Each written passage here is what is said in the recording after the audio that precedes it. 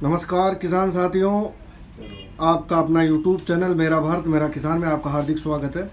जो किसानों का आंदोलन चल रहा है, आज 22 दिन हो गए, वो क्यों चल रहा है और चल रहा है तो उसमें किसानों की गलती है या सरकार की गलती है, तो इस पे आज हम चर्चा करते हैं। हमारे national vice president Akhil Bharatiya किराड़ क्षेत्रीय महासभा के रूप सिंह जी धाकड़ साहब से चर्चा करते हैं। तो सर आप बताइए, आपसे पहला सवाल है कि एमएसपी पर केंद्र सरकार की क्या पॉलिसी सही है? अगर ये बिल सही है तो वो वहाँ रुके हुए हैं किसान, आज 20-22 दिन हो गए, इतनी सर्दी पड़ी हुई है दिल्ली में, क्यों सर? पहले सवाल का जवाब दो सर। मेरा इस सवाल का उत्तर व्यक्तिगत ऐसा रहेगा कि ये आंदोलन क्यों हो रहा है, ये तो एक सोची समझी रणनीति है इसके पीछे। बट ये बिल बहुत बढ़िया है और भविष्य के लिए जो मोदी जी सरकार ने निर्णय लिया है ये बहुत अच्छी है। बिकॉज अभी तक किसानों का शोषण होता रहा है, उनको ग्रेडिंग सिस्टम नहीं पता, वो अपनी मर्जी से नहीं बेच पाती अपनी फसल को। बिल्कुल सर। और अब वो ग्रेडिंग करना उनको सिखा दिया जाएगा और वो अब अपनी जो फसल है उसको जो मल्टीनेशनल कंपनी उनको बेच सकते हैं। और ये जो कमीशन बाजी जो सिस्टम है उनको एक ही जगह मिलती है, बिचौलिया, वो है बिचौलिया मंडी, जहाँ जाकर के वो बेचते हैं। बिल्कुल। अब उनको प्लेटफॉर्म खुला है, वो वर्ल्ड लेवल ग्लोबली बेच सकते हैं। सर आपसे दूसरा सवाल है, एमएसपी पर किसान आंदोलन क्यों कर रहे हैं? एमएसपी पर किसान बोल रहे हैं या तो इन तीनों कानूनों को वापस ले ले, अच्छा, या एमएसपी पर ठोस कानून बना के विधेयक पारित करें संसद में। ये आपने बहुत अच्छा प्रश्न पूछा, ज्वलंत मुद्दा है। सब टेलीविजन देखते हैं, मोबाइल देखते हैं, यूट्यूब चैनल और विभिन्न प्रकार के चैनल्स देखते हैं किसान, और उनको ये भ्रम है कि वो एक्चुअली क्या है, जैसे रजाई में ओढ़ के और हम लोग जो सपने देख रहे हैं ना, तो वो सपने को ही वो सत्य मान रहे, जबकि ये है कि ये बिल इतना फ़ायदेमंद है कि किसानों को ये भ्रमित किया जा रहा है कि तुम्हारा नुकसान हो जाएगा क्योंकि उनका कमीशन बंद हो जाएगा सबका। और ये बताया जा रहा है कि आपको मल्टीनेशनल कंपनी आपके खेतों पे कब्जा कर लेंगी या आपको उन्हीं का बीज खरीदना पड़ेगा। किसानों को ये शक है, ये बिल्कुल गलत है। आज किसान अन्नदाता क्यों कहते हैं? किसान को अन्नदाता इसलिए बोला जाता है कि वो फसल उगाता है, और जितने भी शहर में रह रहे हैं, गाँव में रह रहे हैं, 6,50,000 गाँव हैं पूरे देश में। जयपुर की बात, राजस्थान की बात करता हूँ तो लगभग 44,000 गाँव हैं हमारे राजस्थान। बिल्कुल सर। मध्य प्रदेश की बात करता हूँ तो लगभग 55,000 गाँव हैं। ये गाँव के किसान शहर के हर एक व्यक्ति को, गाँव के हर एक व्यक्ति को अन्न उपजाते हैं। यदि उसकी उपज का, मैं बात आता हूँ इकोनॉमिक्स पर, डिमांड और सप्लाई। डिमांड और सप्लाई ये कहती है कि यदि कोई उपज ज़्यादा हो जाती है तो उसका भाव गिर जाता है। बिल्कुल।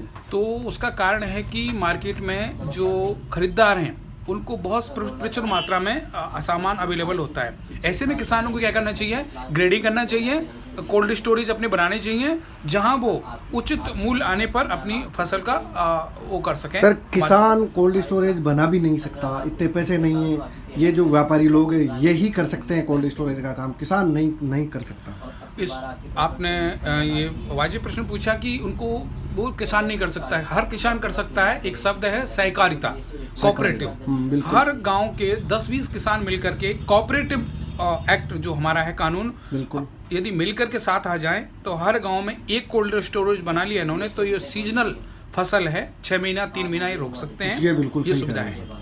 सर आपसे तीसरा सवाल है, किसान बोल रहे हैं कॉन्ट्रैक्ट जो फार्मिंग है वो सही नहीं है।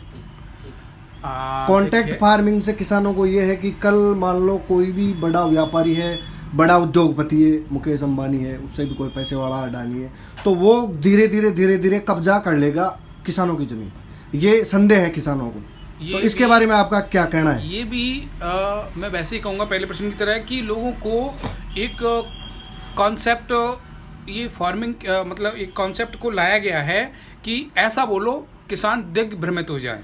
कॉन्ट्रैक्ट फार्मिंग का मतलब ये नहीं कि कोई भी एक बिजनेसमैन, इंडियन हो या कोई भी मल्टीनेशनल कंपनी का मालिक हो, कि वो इतनी बड़ी ज़मीन, इतनी बड़ी जो देश की आबादी है उस पर कब्जा कर लेगा। ऐसा पॉसिबल नहीं है।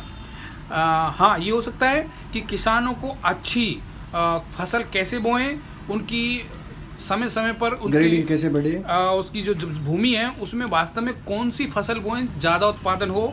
किसान 1 या 2 फसल बोता है, 3 फसल भी हम बो सकते हैं तो उसका लाभ उनको मिलेगा।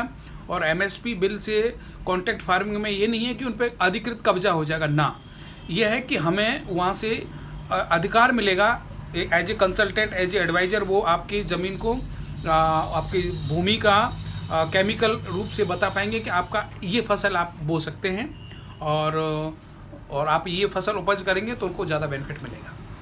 बिल्कुल सही कह रहे हो दागर साहब। और आपसे दागर साहब चौथा सवाल एक और है, किसान बोल रहे हैं कि ये इस बिल से मंडी सिस्टम बिल्कुल ख़त्म हो जाएगा, हम अपना अनाज हुआ, दान हुआ, सब्जी कहाँ पे लेके जाएंगे? देखिए, आज का जो किसान है सब समझता है वो कि आज उसे कोई भी चीज़ चाहिए, ऑनलाइन सिस्टम आ गया। तो कल से आपको ये पता चलेगा कि 1700 रुपया क्विंटल में कोई गेहूँ सोना कल्याण मुझे चाहिए, या सीहोर मध्य प्रदेश का जो गेहूँ पूरे भारत में फेमस हो रहा है, उसका कारण है कि किसान अब ऑनलाइन आ जाएगा। कोई किसान 2 बीघा 5 बीघा 10 एकड़ ज़मीन बोता है और 200 क्विंटल उसके पास में अनाज पड़ा हुआ है और वो ऑनलाइन डाल देता है, तो उसकी लेने वाले बहुत आप और हम लोग होंगे जो आज 2100 2200 2300 का जो भाव मंडियों में है। उसका कारण है, उनको डर है कि किसान सीधे ही बेचने लग जाएगा। सही है। तो ये किसान के हित में बहुत ही फायदेमंद है कि ऑनलाइन सिस्टम किसान को समझा दिया जाएगा। वो अपनी ग्रेडिंग करना सीख जाएंगे कि कोई तो भाव 3000 में होगा, कोई 2500 के लायक होगा और कोई 2100 के लायक होगा उसका ग्रेन जो उपज है। तो ये हाँ, ये निश्चित है कि बिचौलिया, मंडी सिस्टम, 2% टैक्स और ये सारे टैक्स खत्म हो जाएंगे।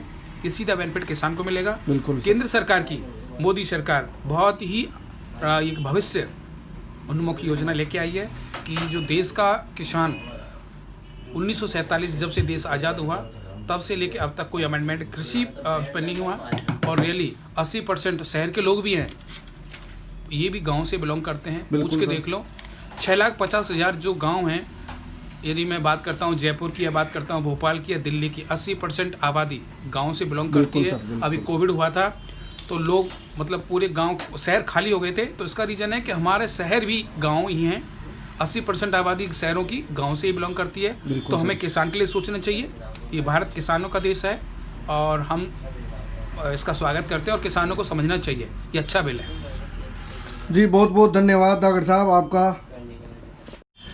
आपका बहुत बहुत आभारी हूँ कि आपने मुझे आज YouTube चैनल मेरा भारत मेरा किसान पर बुलाया। और ये बहुत ही अच्छा चैनल है। ये किसी राजनीतिक पार्टी से ना मैं जुड़ा हूँ ना एक चैनल जुड़ा है। हाँ, किसानों के हित के लिए बात करता है और इस पर्पज़ से मुझे आज यहाँ मौका दिया।